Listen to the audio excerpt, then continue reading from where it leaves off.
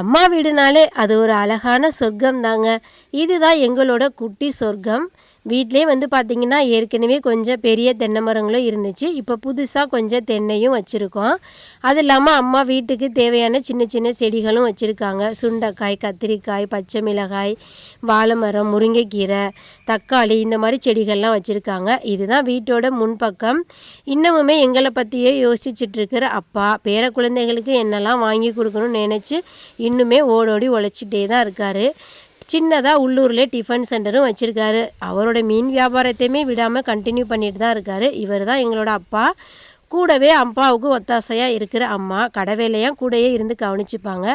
அப்படிப்பட்ட குட்டி சொர்க்கத்தில் இந்த வார சண்டை எப்படி போச்சுன்னு வாங்க பார்க்கலாம்.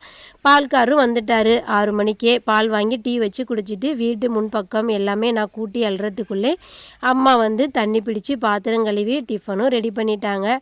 டிஃபனாக தோசையும் நேற்று வச்ச மீன் குழம்பு, அப்பா வாங்கிட்டு வந்திருந்த மெதுவடையும் வச்சு சாப்பிட்டுட்டோம். பெரியக்காவும் லோகேஷும் வந்துட்டாங்க.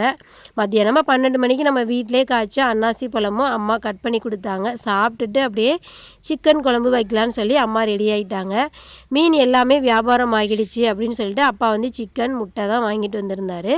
முட்டையை வேக வச்சுட்டு சிக்கன் குழம்பு வச்சு ரசம் வச்சு எல்லாருமே ஒன்றா உட்காந்து சாப்பிட்டோம். ரொம்பவே சந்தோஷமாக இருந்துச்சு. அண்ணனும் சின்ன அக்காவும் மிஸ்ஸிங். சாப்பிட்டுட்டு நாங்கள் அப்படியே எங்களோட தென்னந்தோப்புக்கு கிளம்பிட்டோம். இந்த வார சண்டை இப்படி தான் போச்சு ஃப்ரெண்ட்ஸ். பிடிச்சிருந்தா சப்ஸ்கிரைப் பண்ணுங்கள்.